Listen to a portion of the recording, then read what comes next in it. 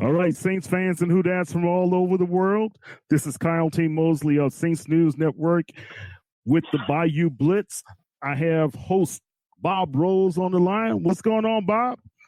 Not much at all. I'm happy to be reporting live from the Atlantic shore of the great state of Maryland.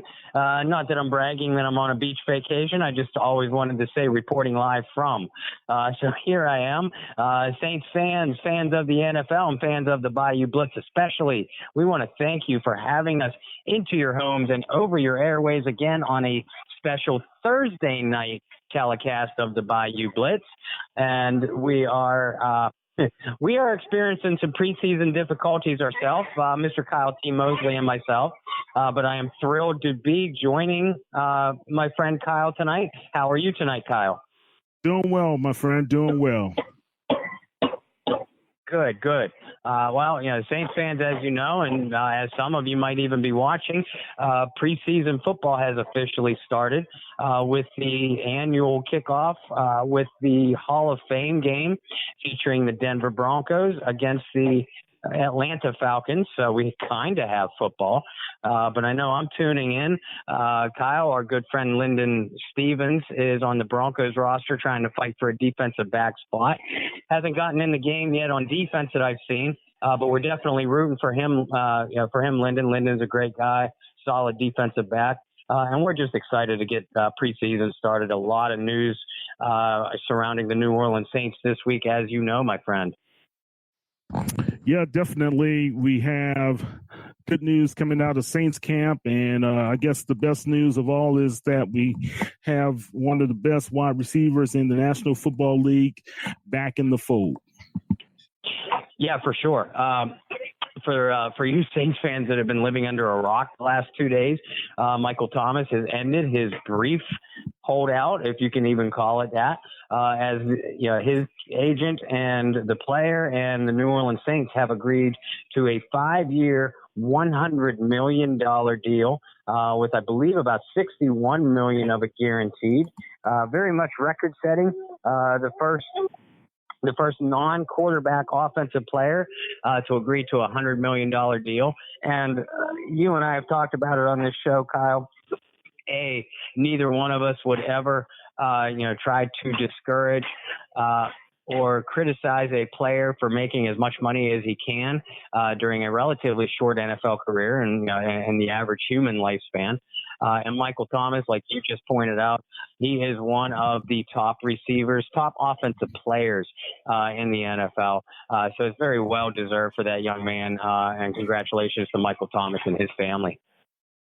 Not only congratulations, man. I think the team, in years past, they have always been very conservative. I know with Drew, they broke the bank a little bit with him. They have given some good extensions previously with Cam Jordan as well as a couple other guys on the team. I think the times are different where we have to be able to view the value of what a player can do for a team, especially with the different system that the New Orleans Saints have. And Michael Thomas has been able to capitalize, bringing his talents, bringing his work ethic along with him as well, and being able to have a good chemistry with Drew Brees. So Mickey Loomis and Sean Payton have been able to view this as a positive. Now Michael Thomas is the most valuable wide receiver in the National Football League, but it could be only for a short time with Julio Jones and as well as Amari Cooper. Those guys are looking for big paydays themselves. Yeah, for sure. And Mike, as you just pointed out, he might only be the highest paid receiver for a very short period of time. That position in particular is kind of a revolving door of highest paid players. But Michael is such a hard worker and such a terrific locker room influence. And I realize, some people, and there aren't many, but some people that are being a little bit critical of the contract and the amount of money that's being spent. Kyle, like you just pointed out, times are different. And, the bottom line is, if you have one of the top players at their position in the NFL, you have to pay them as such. Otherwise, you're going to lose them. The Saints have a number of big contract decisions coming up. It's going to be, I believe, next to impossible, if not completely impossible, to keep all of the players. And you and I have ran down the list on this show of upcoming contracts in the next 2 seasons. But Michael, and we're not just talking about skill, although that's obviously the most important. But he's such a great influence on this team. The man is, I think, only 23 years old, if I'm not mistaken. So he's got his whole career ahead of him. Definitely trending upward. He has improved his numbers and his overall skill set in each of his 3 seasons. And I see no reason, with his work ethic, I see no reason to believe any reason whatsoever why he won't continue to improve. Not only that, he has the youth behind him, he has the football acumen behind him. He's really picked up well and understanding the scheme that Sean Payton has in place. But I think, if you look long term, I like the fact that keep on talking about the work ethic that he has. I saw a few plays during today's practice where Marshawn Lattimore got the best of him, right? So after practice, where was he? On the jugs machine, out there trying to make himself better, help the team to be better. So all those things are very important. And Bob, I think we have on the line with us Barry Hirstius, my man from Harahan, who has been at Saints training camp. Hey, Barry, how are you? I'm doing fine, sir, and yourself, and good afternoon or good night or whatever it is to you, Mr. Burrows. It's great to talk to you as well, sir. It's been a while. It's been too long. I hope you've been doing well, Barry. Certainly been following your pieces. Is that the little fella here in the background? Yep, he's sitting here watching the Hall of Fame game. He's quite vocal tonight. That's a handsome little devil there, boy. I tell you. Oh, thank you. Yeah, go ahead. We've been following your pieces coming out of Saints training camp. While some of us have been lazy and trucking off to the beach for vacation, you're not a bad gig either. But we appreciate the work that you've had coming out of Saints training camp. And Kyle was just pointing out how Michael Thomas got right to work this afternoon and did a lot of work on the jugs machine after practice as well. Mm-hmm. Oh, yeah. Yeah, hey, look, I think he would be the first to admit he might be a little rusty. He might have took the last month or so off. I mean, and we're talking about a guy who's a workout warrior, but, maybe he might have took a few weeks off while all this contract stuff's been going on. And, and first day back, hey, and look, I mean, these guys are old teammates. We're talking about Lattimore. I'm talking about, and look, Lattimore looks fantastic. Let's give credit where credit's due. That's pretty much what Kyle was doing when I first got connected. I could hear Kyle showering Lattimore with praise, and deservedly so.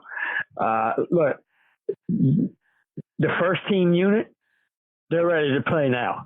It's August 1st. It might as well be October 1st. I mean, these guys are ready.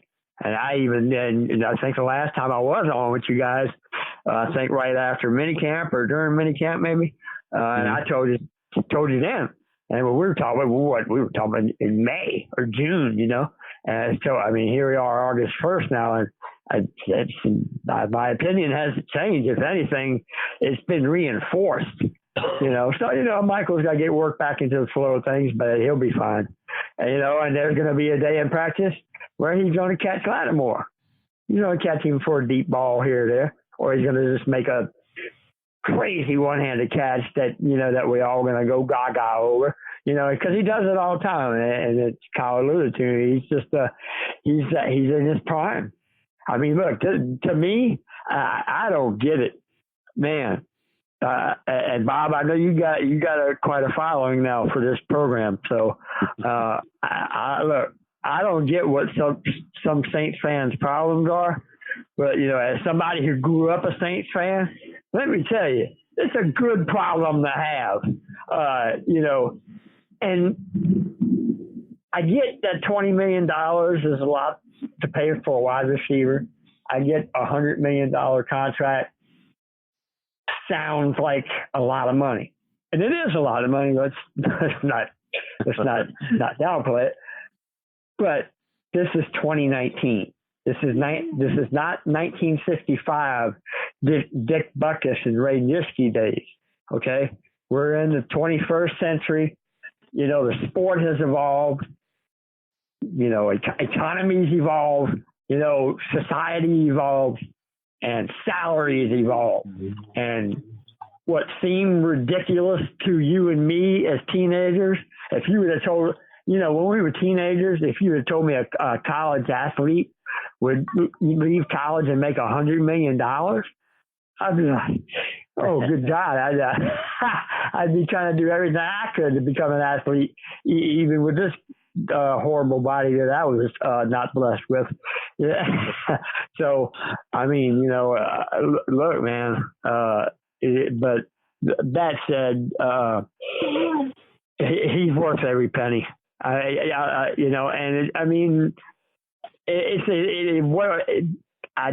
It irks me that some Saints fans find the little silliest things to nitpick. This is a Super Bowl favorite. I ain't talking about a team that's going to get the wild card. These guys, you might have caught my prediction at Big Easy Magazine. I picked them to go 14-2. Now I probably am way on the over on that, and I'm sure I'm probably the only writer out there that picked that many wins for them. I just feel that confident that that's where they're at. I really believe that. It's all on Breeze. I've said it. I've been saying it for months. I've said it since February, since the last season. It's all about Breeze. Well, how much gas does this guy have left in the tank?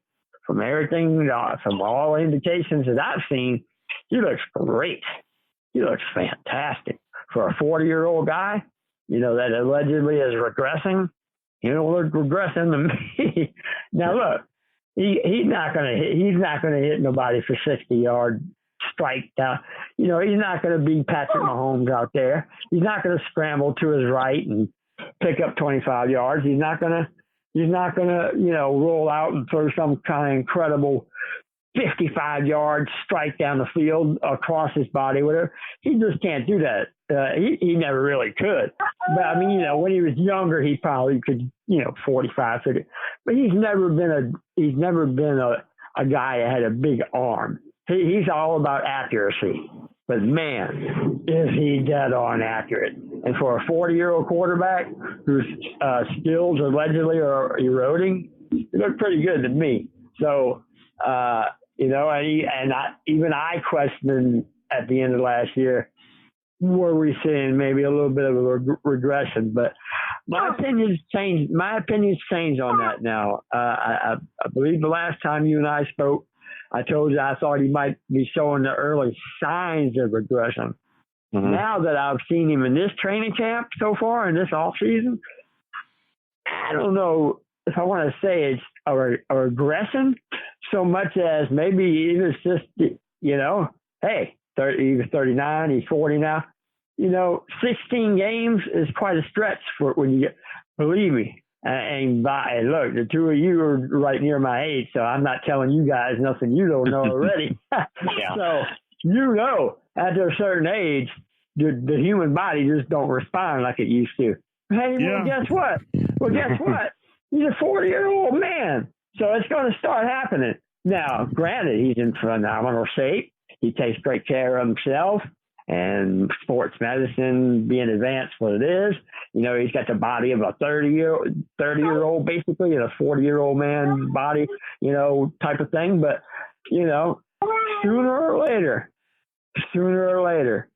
it's going to happen. It's inevitable that it will happen. It's just a matter of when. And I don't think it's going to happen in 2019. So their window of opportunity, so to speak, I want to say it's definitely this year.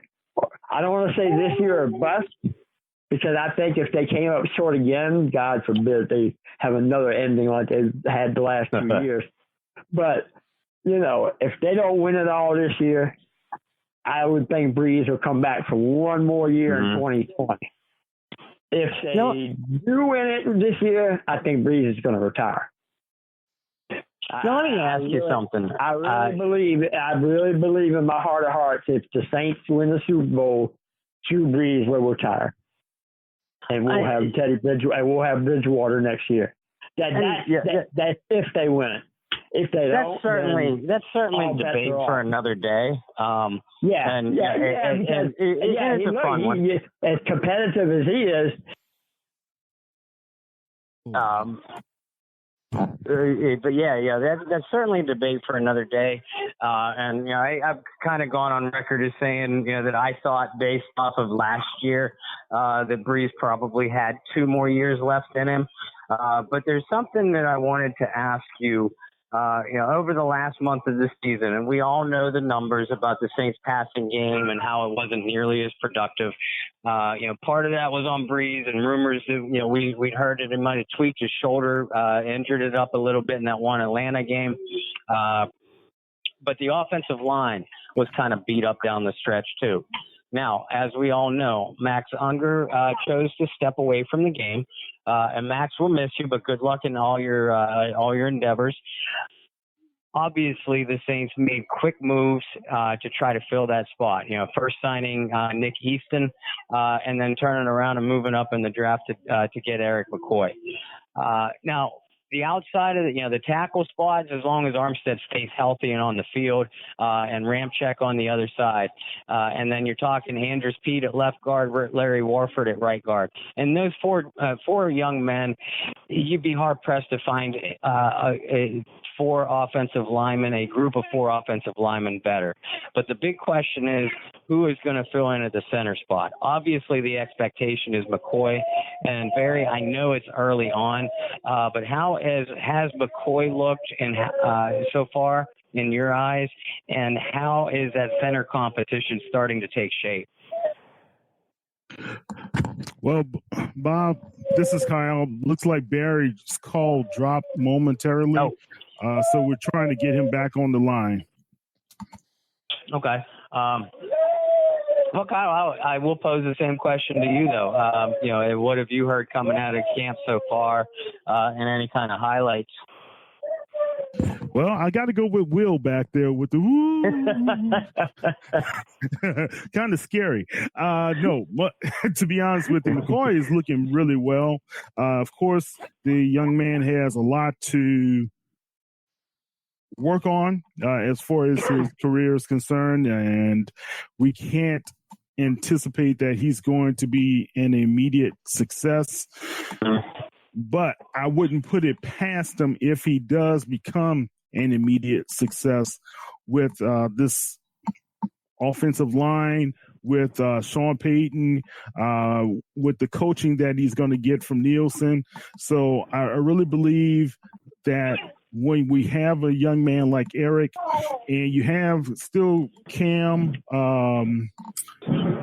Cameron back there as well as Easton, so we may not have to throw him to the wolves as fast, but I believe that these guys are preparing him, because he is a smart young man, to be able to try to get in there sooner than later.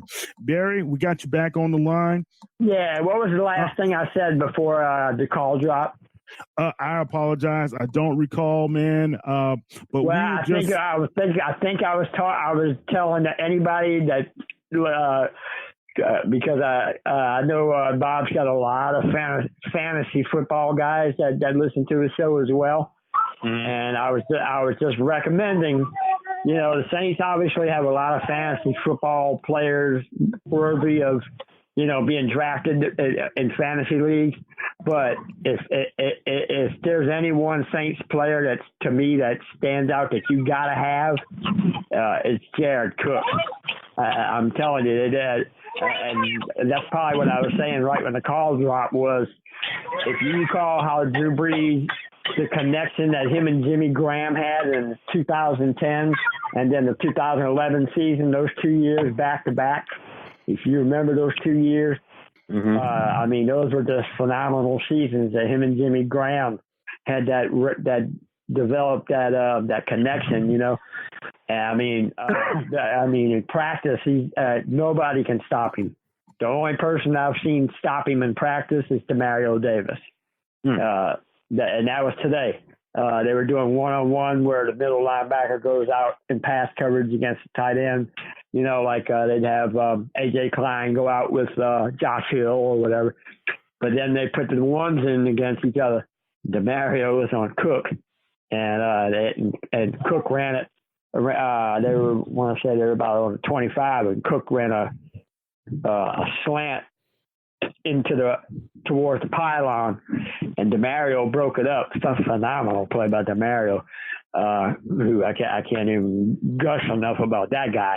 But anyway, so that's the only person that's one play, one time, and that wasn't until today, August 1st, that I've seen Jared Cook get stopped in practice.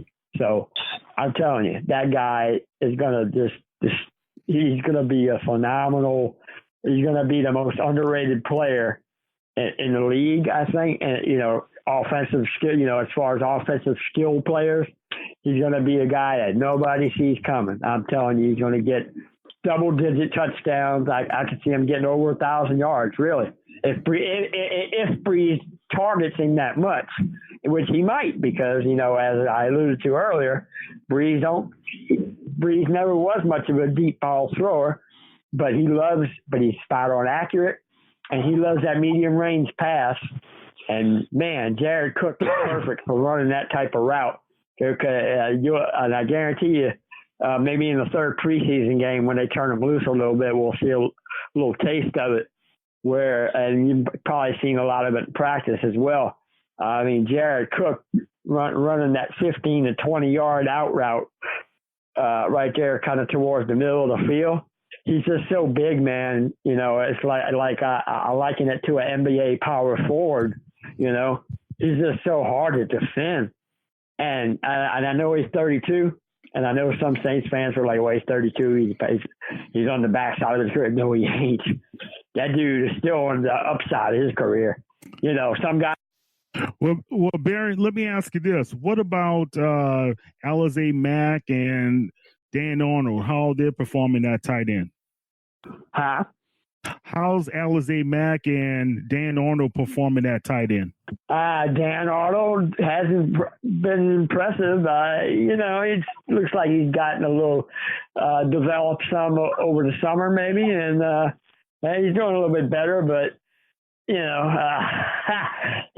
caught a little razzing from some of the fans today for that drop in the NFC Championship game. So he's going to have a hard time living down that infamous play from last year. But he's not doing too bad. Josh Hill has been impressive to me. He's just reliable. He's not flashy, but he just gets open and he makes the catch.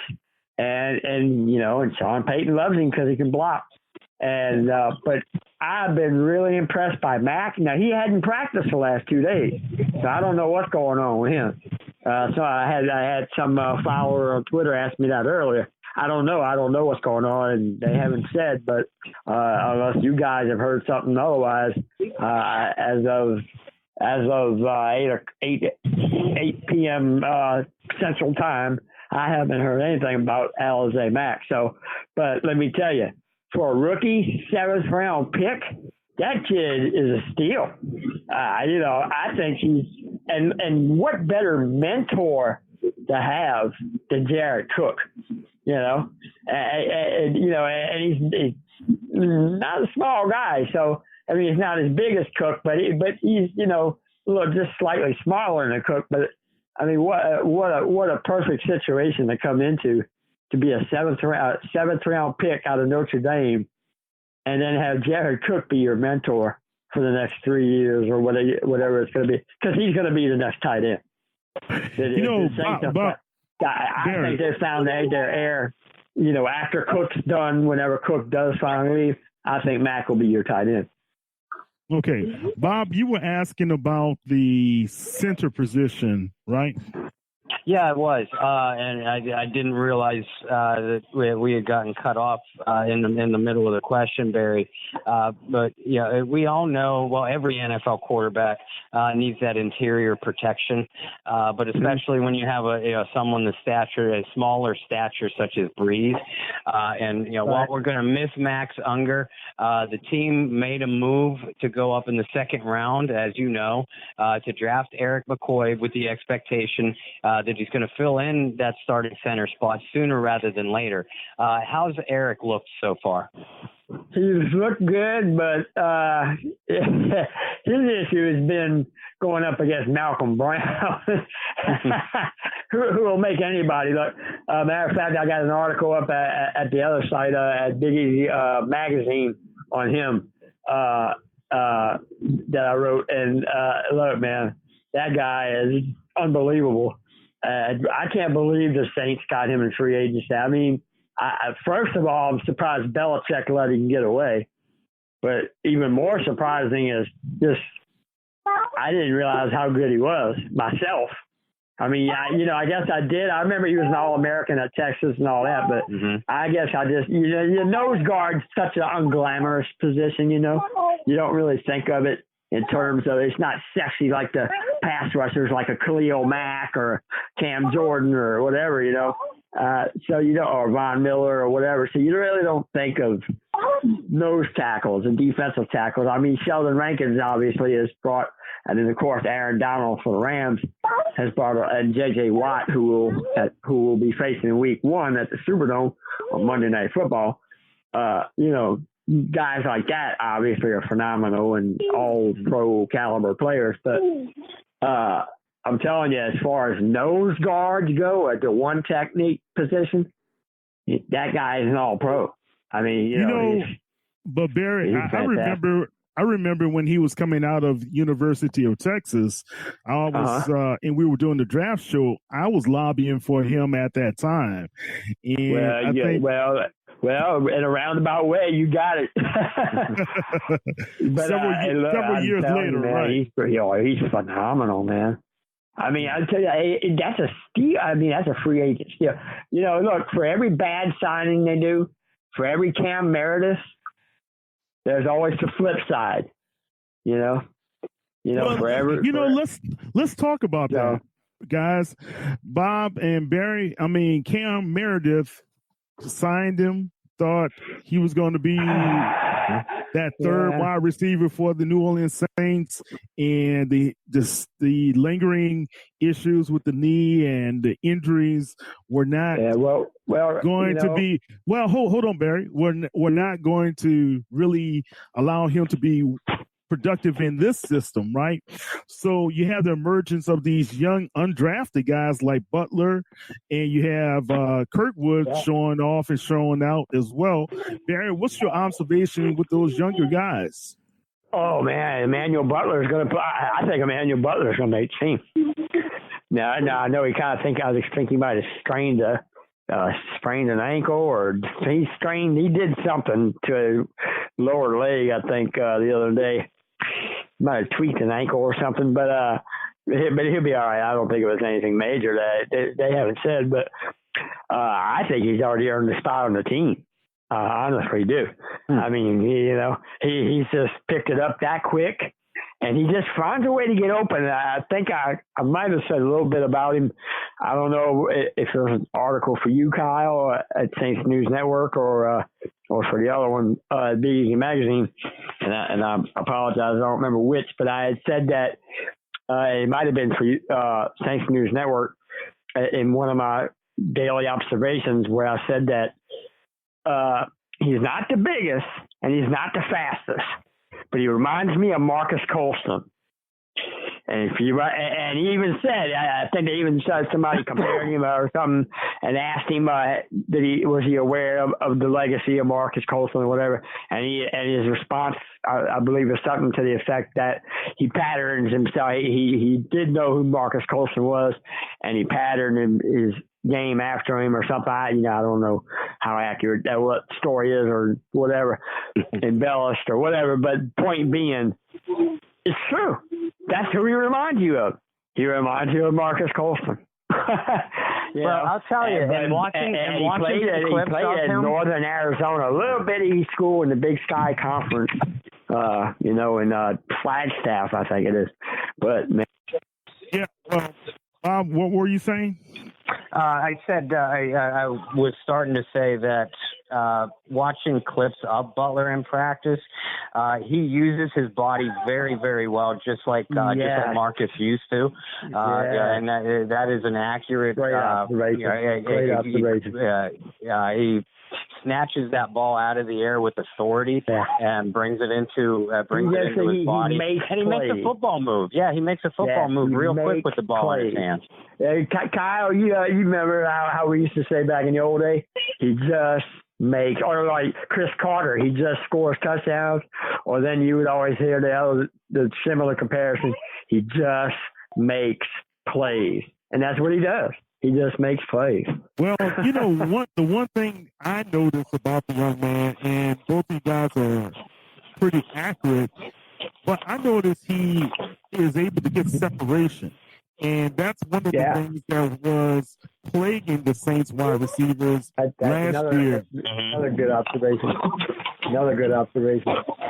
He does. He just knows how to, and route running. Route running is a precision.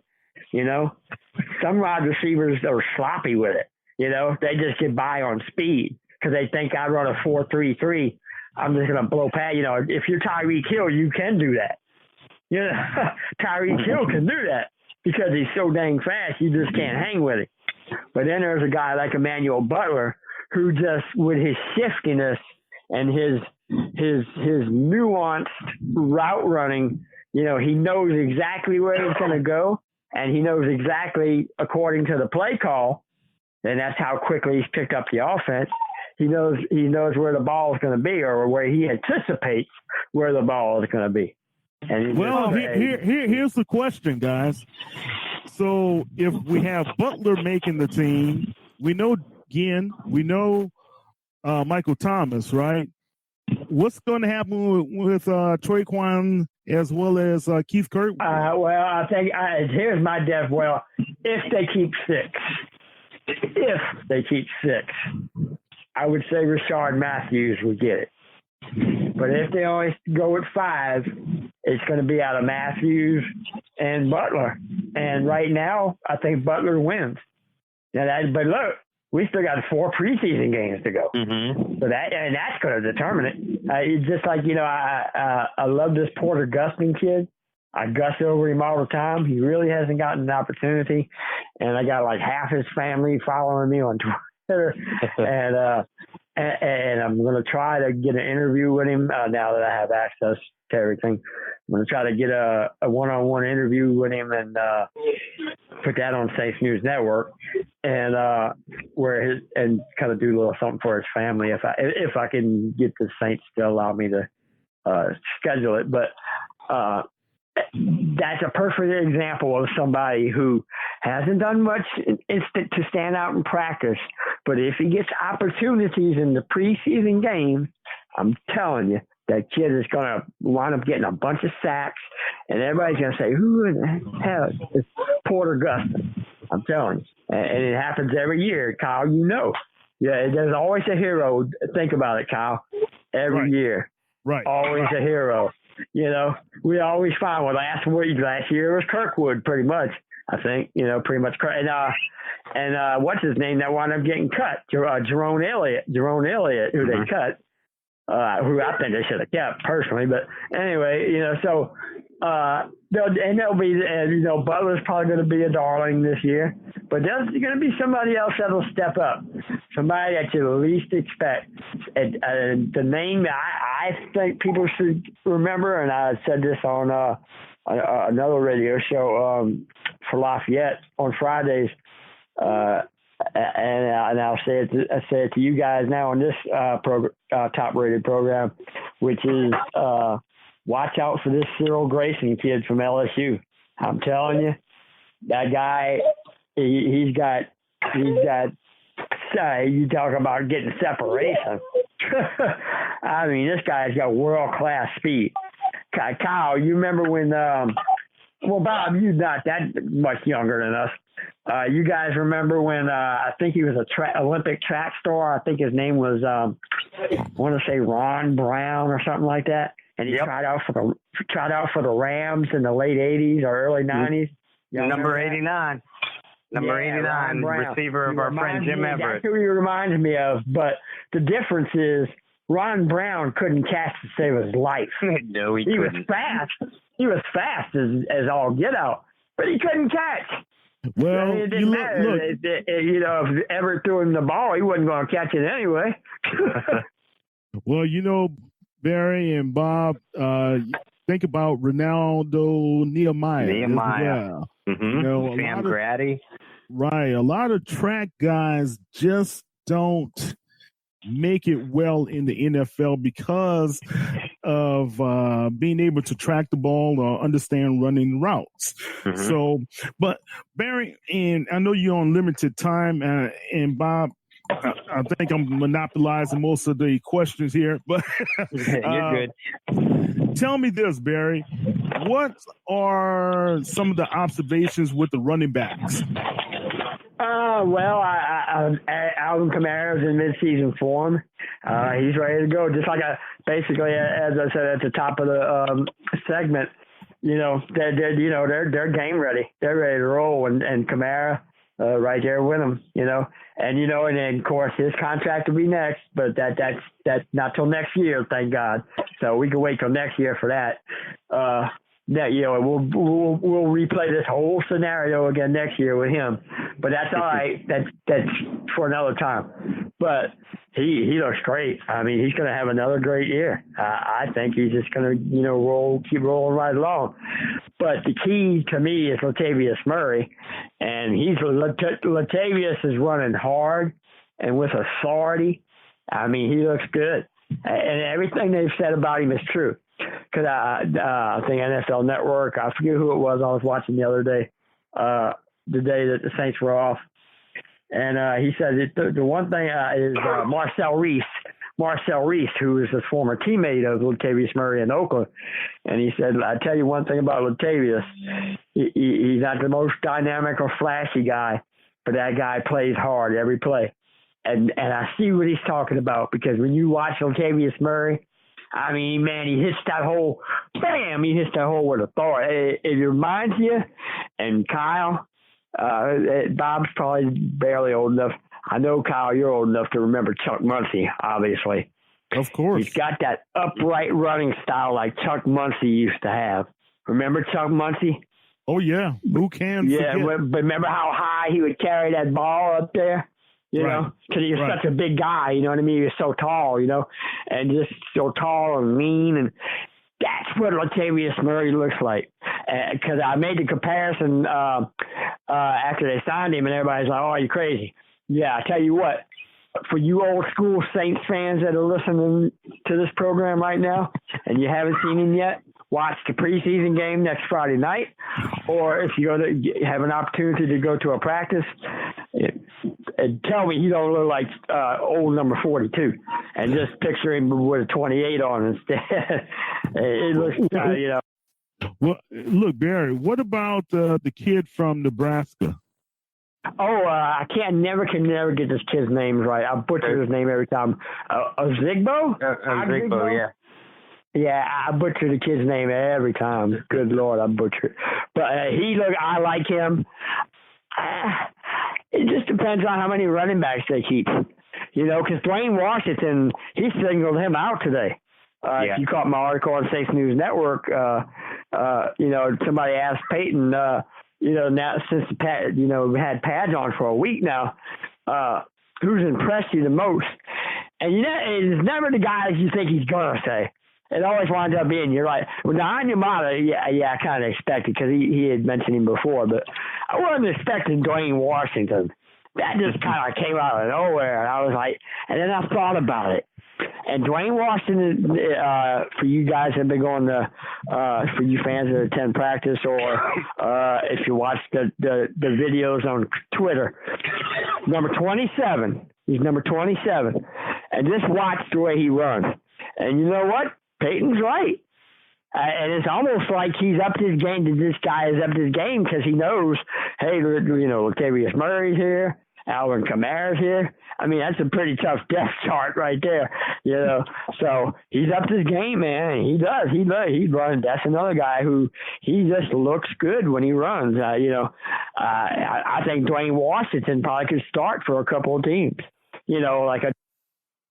Well, and not only start. I mean, look how he had the opportunity to come in the last game he performed very well against Carolina, and that's something to really consider for the Saints. And I know Sean Payton likes to have some veteran guys. Buck Allen, we had to put on injured reserve. And they brought in the young man from Washington Redskins. But, Bob, let's look at the defense. Any questions for Barry about the defensive side? Two safeties that I have been gushing about since they drafted them, and even Chauncey Gardner-Johnson coming into the draft, I was already gushing about him. But I've heard some terrific things about both him and Saquon Hampton. Where do you see them fitting into the mix, at least early on? I think CJ, I always get the alphabets mixed. I just call him Chauncey. That's the easiest thing for me. Call him the law firm. I try to do the anagram thing, and I always get it mixed up, and I sound like an idiot. So I just say Chauncey now. He sounds like a law firm, Barry. But yes, right. But bottom line is, he's a ball hawk. I'm trying to, Kyle, I don't want to say Ronnie Lott, because Ronnie Lott was more of a Ronnie Lott was a head hunter. That's what I would call Ronnie Lott. He reminds me a little, I guess maybe of Ed Reed, maybe. He's got a little Ed Reed in him, even, maybe, I guess. He's just a ball hawk.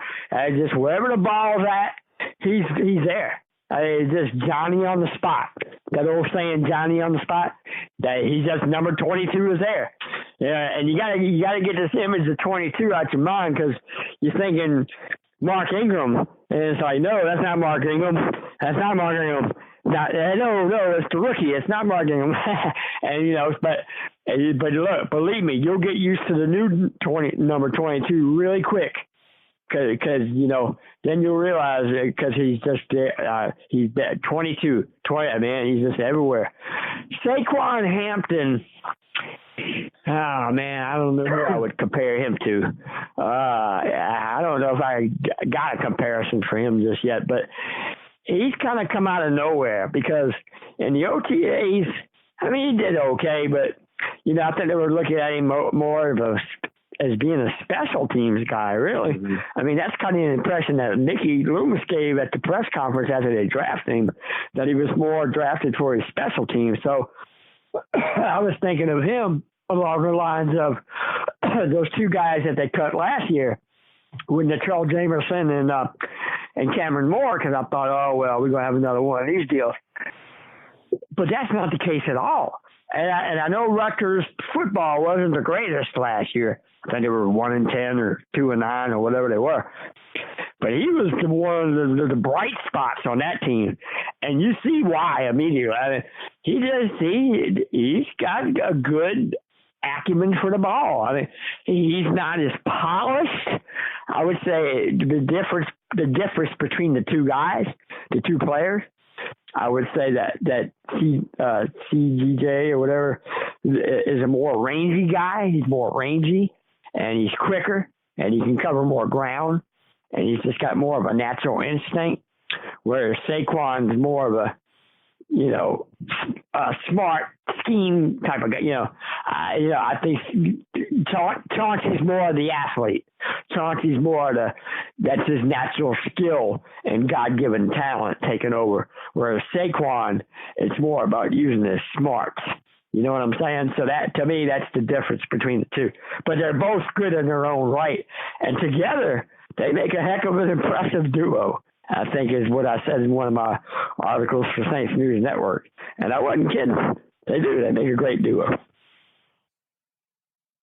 All right. Any last comments or observations during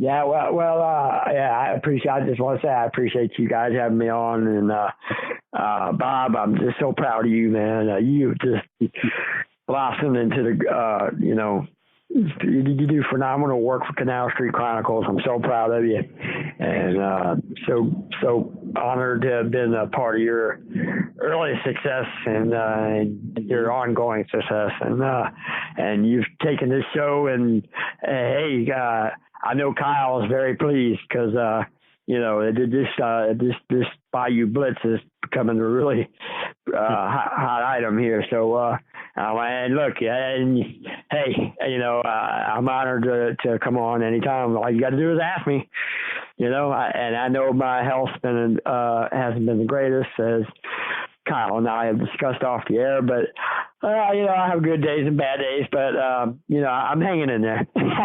but brother, look, you and I go back a ways, and I'm just a phone call away, and I'll come on anytime. So I mean, okay. I know you got Jim Everett and Joe Horn and all these people coming on your show now, and I'm not as famous as none of them, but hey, man, I love the Saints. I grew up with this team, and it's an honor and a privilege to cover them professionally. And finally, my first year, where the team is giving me the privilege to cover them at the facility, and it's just been an honor and a blessing. And I don't take it lightly. Okay, all right. Well, Barry, let me ask the question. Yes.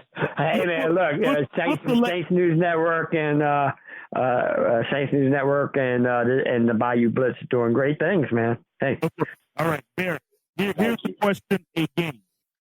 Last time, any last thought about the Saints camp that you want to share with us? You're breaking up, Bob. What do you relay that to me, Bob? He broke up on me too, Bear, but I think he wanted to give you the opening for any last observations about practices or anything. If you guys got just a minute or two extra, that's probably what Kyle was wanting me to shut my mouth for, and I apologize. You guys know I always ramble before the end of each segment. I think the first, at practice you get to see the first team, the second team. They've got a lot of depth. I think they could sustain an injury or two. You couldn't lose Michael Thomas. If Michael Thomas got hurt, I don't think they'd overcome that. If Kamara got hurt, and then you had to give Murray the rock, so to speak, I think they get by. I'm not saying they'd go 13-3. I'm just telling you, I think if Latavius had to start, if something catastrophic, God forbid, happened to Alvin, I think they'd be all right. Because with Cook and Thomas, just those two guys, I'm telling you, Jared Cook is going to change the entire dynamic of that offense. What they have lacked so bad that, I hate to overstate it because a lot of Saints fans have this natural hate now for Jimmy Graham, but they have missed that element of their offense for a while. And I know Drew Brees can make anybody look good. We all know that. old cardinal rule that Breeze can make anybody look good. We agree. But that applies more to wide receivers. That's not so much for tight end. I don't care what nobody says. And I'm telling you, he hadn't had nobody like this to throw to since Jimmy Graham. And I think that is going to make a huge difference because now you can't double cover Michael Thomas. You can't load the box against Alvin Kamara because if you load the box against Kamara, Cook's going to beat one of your linebackers. He's going to be running right past him. You ain't going to stop that guy. So, telling you, this team, if the defense, as long as the defense does not regress, this is a Super Bowl favorite in the NFC. We thank you so much for your observations tonight, Barry, and thank you again for the kind words. Kyle, Barry, I don't mind that you monopolize me today. I really don't. Like I said, I'm on vacation. I'm supposed to be laid back and relaxed. At least that's what they tell me. So I've gone light on some work with Canal Street Chronicles and John Hendricks. If you're listening, I thank you, my friend, for the week off. I know my family thanks you even more. But Barry, I thank you for your observations tonight. Tell fans how they can follow you. Well, you can definitely follow me at Saints News Network, which, of course, is run by the great Kyle T. Mosley, who I'm honored to always appear with as well. You could read all my daily reports exclusively this year. All my daily reports at Saints News Network for Kyle T. Mosley. And then for more of your player profile type stories or type whatever, then you can go to Big Easy Magazine, where I'm a contributing writer, and I'm honored to write there twice a week as well. And that's BigEasyMagazine.com. SaintsNewsNetwork.com, BigEasyMagazine.com. And what's your follow Twitter? Me on Twitter at Barry Hirstius. All right. Barry, my man. Can you hear me? Yes, sir. Okay. Well, I hope you get better, Barry, as well. Thank you, brother. And say hello to that wonderful son of yours. I've been following and keeping up with your son too. And man, boy, he's sharp as a tack, boy. Yeah, he is. He's already smarter than the old man. He's something else. Yeah, he's truly the old block. Yeah, buddy. I'm a lucky guy. Yeah. You are blessed, Kyle. He's gonna make you very proud. I know he already has, but he's just gonna make it. He's just gonna continue doing it, increase it more and more every time. Well, look, all I want him to do is be able to learn as much as possible and be able to capitalize on the talents that God has given. He's blessed. He's a blessed man. Well, guys, that's Mr. Barry Hirstius, my man from Harahan, right there for the Saints News Network, as well as being a contributing writer at Big Easy Magazine. Barry, you have a good one. Rest well tonight, and we will see your articles. I'm sure you're going to pop out probably 5 tomorrow, so we'll see that tomorrow. Well, I'm definitely going to have one for sure. So, and who knows, I might slip one out. It all depends on what time if I can get that coffee brewing early enough, sometimes I'll slip that early one in there on you. All right. But I love you guys, and I love you both. So you guys be well, and you guys take care and enjoy yourselves. You too. You too. Thank you, Larry. Bye. All right, that's Barry Hirstius. All right, Bob. And guys, we apologize for the technical issues again this week, but the episode will be available for download pretty soon. Bob, any last thoughts or comments? No, you guys, between you and Barry and John Hendricks over at Canal Street Chronicles, y'all are making me feel lazy this week. I feel like I'm doing something wrong when I'm sitting sitting enjoying the waves of the ocean and enjoying my family. But for fans that are listening, I promise you, I will. I'm still keeping tabs on our Saints and what's going on with them, and I will get back to work as the weekend approaches, and I will be back to hopefully my higher than normal output starting next week. But anybody that follows me or Canal Street Chronicles or even our works through the Bayou Blitz, I definitely appreciate your patience and your continued following. And look, like Kyle just said, we had some technical issues tonight. I've had internet issues myself all week long. But hey, it's preseason for us too, right, my friend? There you go. And look, and tell Will, I'm not mad at him. I'm afraid of those waves sometimes myself. So have fun. I mean, seriously, they had two people who, one guy down in Florida, another young lady, I forgot where else, were hit by waves. And I mean, those waves are unexpectedly pretty powerful. Water's powerful. People need to realize that as well. Mm-hmm. And one thing I will say, guys, is that everything's pretty early in Saints camp. Next week, we're going to have our first preseason game and going to get to see the Saints in action against the Minnesota Vikings. Don't expect to see Drew Brees. No. No. Don't expect to probably see Michael Thomas either. I'll be kind of shocked if he was out there. But just expect to see some of the young talent that Bob and Barry and the rest of those guys out there who have been reporting on the team. That's what I'm more interested to see, is how the talent can become acclimated to the National Football League, as well as what sort of contributions that, if not make this season, could possibly make next season if they are able to get onto the 54-man or 52-man squad. And that's another thing, man. They need to increase that squad. I mean, that's always been a puzzling thing for me, especially as many people get hurt all the time, But go ahead, Bob. What were you about to say? No, I was going to expound on your point.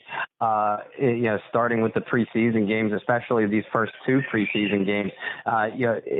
Fans don't expect to see Drew Brees, Michael Thomas, Alvin Kamara, et cetera, et cetera. If we do, it will literally be for one drive and have a seat, fella. But there's still so much to pay attention to and so much to take note of during these preseason games because, like we've alluded to on this show and on all of our articles that we do, there is still some extremely competitive spots to be had on the back half of this roster. And I know 53 men to start the season, 53 players to start the season sounds like a lot. But Saints fans in particular, that depth chart dwindles quickly once you have a couple of injuries. So pay attention to how these young men do on the field, because they aren't just going through the motions. They're fighting for their livelihood, and they're fighting for a championship. Championship rings don't just go to the 11 starters on each side of the football. They go to every single player and every single coach involved in that organization, and all of them are deserving of it for a reason. And it starts with these preseason games. Yeah, definitely starting with the preseason games, but not only the evaluation on the field is going to be a necessity for them. If they do not make the Saints squad, it's for them to be able to kind of showcase their skills for other teams out there on the market for talent here or there. And the Saints are blessed. We got some good depth at the running back, good depth at cornerback, good depth at linebacker, as well as wide receiver. So you never know because you have some teams already filling the – oh, sorry to hear about that, Will. Yeah, hope you feel better, bud. You have some teams already suffering with some deficits at key areas like the New York Giants, Yeah, exactly. The guys already due to torn ACLs and other injuries. So you've got to look at that, man, and be be, I guess, interested in the story of a kid like we had Lyndon Stevens with us last season, and now he's playing for Denver this season. But you know, those bonds and those guys being able to excel in their careers, that's what I look for, to see how they're going to advance. Not only that, let's talk about some of the top echelon guys before we get off the line. Drew Brees was ranked number 2. Michael Thomas, 13, Alvin Kamara, 14, and Cam Jordan was 41 as far as the top 100 NFL players voted on by the players themselves. And I think they got to be crazy to have Cam Jordan at 41, in my opinion. Drew Brees was the highest ranked quarterback by peers. And I was like, wow, that is awesome. Mm-hmm. And Michael Thomas was the 4th ranked wide receiver voted on by peers, and Alvin Kamara, the 2nd highest ranked running back, and Cam Jordan was the 3rd highest ranked defensive end. And I really thought he should have been much higher than, because they had some kids up there. I was like, who?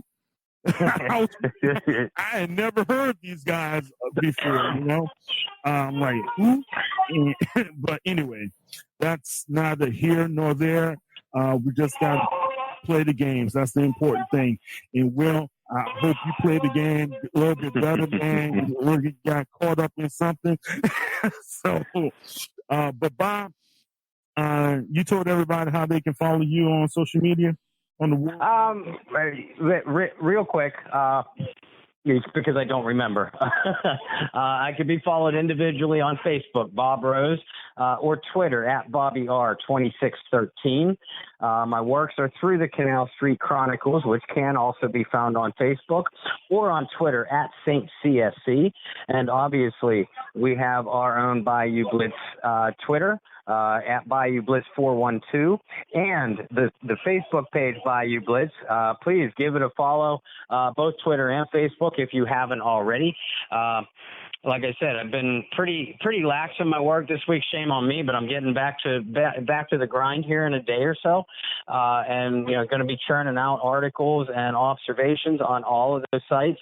And we always appreciate your feedback, your suggestions, and your input as well as your observations on all of those avenues as well. So we thank you guys for making those pages are what they are, and they're already strong, but they're growing, and we love you for it. Next week, we'll be on the air at 8 p.m. on Wednesday night.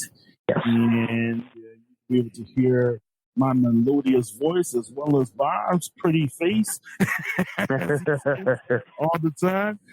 But if you guys have any questions or comments in the meantime, don't forget to hit us up on Facebook or on Twitter. This is Kyle T. Mosley of the Saints News Network with Mr. Bob Rose of the Bayou Blitz. Bob, have a good one. Have a safe trip back with your family. You guys enjoy yourself. And Bob, remember, a vacation means vacate. Take care, man. Take care. All right, take care. Bye. Who that?